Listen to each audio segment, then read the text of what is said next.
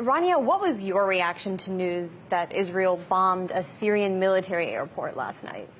I mean, I was surprised by it, but at the same time, throughout the civil war in Syria, Israel has repeatedly, at times, bombed Syrian military installations. Not once has it ever bombed the al-Qaeda groups that are in Syria, just the Syrian military. In fact, some people in the Syrian government often will refer to Israel as al-Qaeda's air force. And it's also not surprising because, Israel has this sort of tacit alliance with the al-Qaeda branch in Syria, especially on the border with the Golan Heights, where they've been offering them aid, and they've admitted to this as well, also offering medical treatment to people fighting with al-Nusra, al-Qaeda's affiliate in Syria, and then sending them back into the battlefield. And so there is this tacit alliance, and actually recently, the Institute for Security Studies, which is this really important Israeli think tank, released this 300-page strategic paper for the Israeli government, and it was written by top military and political figures in Israel, and it had a section on Syria, and it basically said Israel's position is that the best thing for Israel is to remove the Syrian government in power now and replace it with some sort of Sunni sectarian state. I assume, in the image of what you would call like Saudi Arabia, or any of the states that actually support the rebels. And the reason for this is because Israel sees Hezbollah as one of the biggest threats in the region, and Hezbollah is fighting in Israel, and so they actually prefer to support al-Qaeda over Hezbollah because it's Hezbollah, not al-Qaeda, that presents a threat to Israel at the end of the day. That's why people would probably be surprised with some of the groups that Israel's had a tacit alliance with in Syria. But I want to talk about what's happening on the ground in the country. The Syrian government has reportedly reached a deal with rebels to restore water to 5 million residents in Damascus who have been without the vital resource for around 3 weeks now. Can you explain what was happening there and how you think it was covered? Yeah, so in the Wadi Barada region, this is where the water for 5 million people in Damascus comes from. And the rebel groups that are in charge there, Nusra came in, the al-Qaeda came in, and they actually poisoned the water in the area. They put diesel in the water, and so they had to cut off the water to people in Damascus because it was poisoned, and then they started a military operation. 5 million people are in Damascus. That's it kind of makes sense that the government would go in and try and remove these groups in this area because the water supply is vital.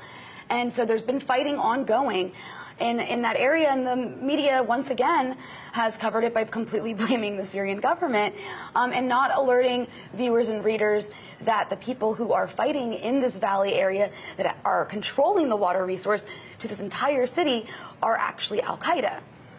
And let's talk about the White Helmets.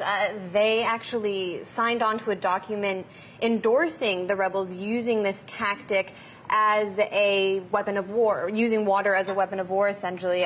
This group has, of course, been nominated for a Nobel Peace Prize, celebrated by celebrities, major news publications in the U.S., and also gets money from the U.S. government. Can you talk about that? Yeah, it was really striking. I mean, the White Helmets were one of a few different civil society groups to have their logo signed onto this statement from the rebel sides, basically holding water hostage, saying, look, we'll let you come in and fix the water supply if you stop your military operation. You can't do that.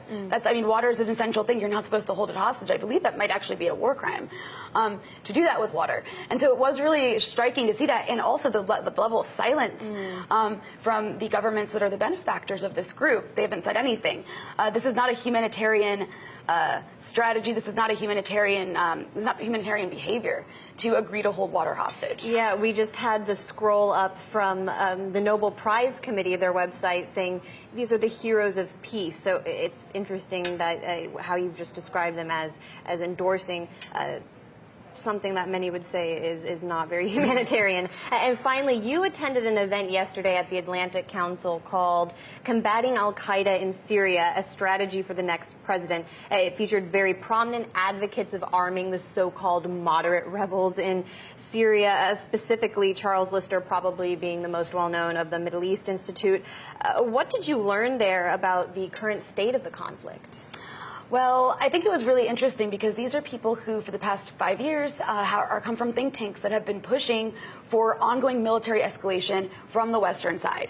And now you've got a new administration coming in, the Trump administration, which has said that they want to de-escalate the situation in Syria. They don't want to overthrow the government anymore.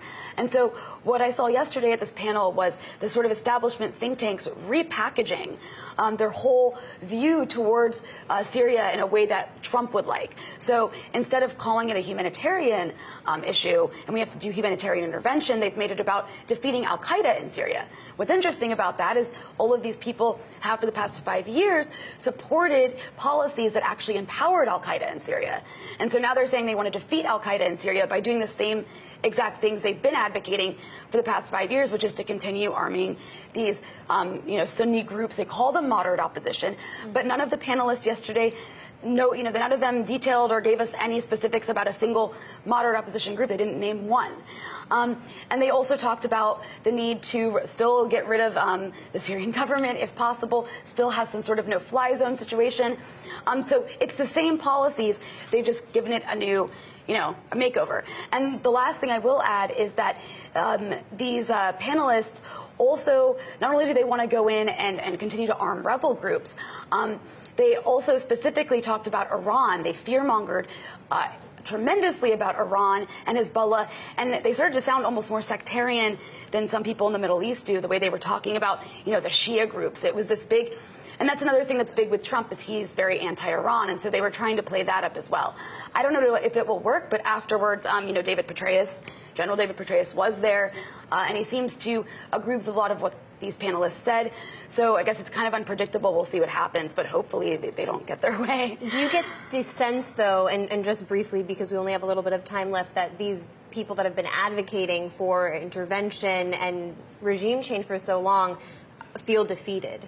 Absolutely. I mean, a lot of what they were saying yesterday was really incoherent. They clearly understand that they've lost. I mean, there are really very few rebel areas to even consider if you really did want to arm rebel groups. They control such little territory now because so much has been taken back by the government. And the U.S. has really been left out of the ceasefire negotiations at this point. So, I think the room was not at all receptive, from what I could tell, to what these panelists were saying. And they were challenged by almost every single person who asked a question, who are the moderate opposition groups? And they couldn't answer that. And so people, I think in D.C. are falling for this less and less, this whole, propaganda effort of we have to arm the moderate rebels. It's just not an option. I suppose we'll have to see how they react as they're, delivering their final death cries. If they can spin it, or if they'll be successful in this new administration or not. We'll have you back on to talk about it then. Rania Khalek, independent journalist. Always great to have you on. It's always great to be on with you.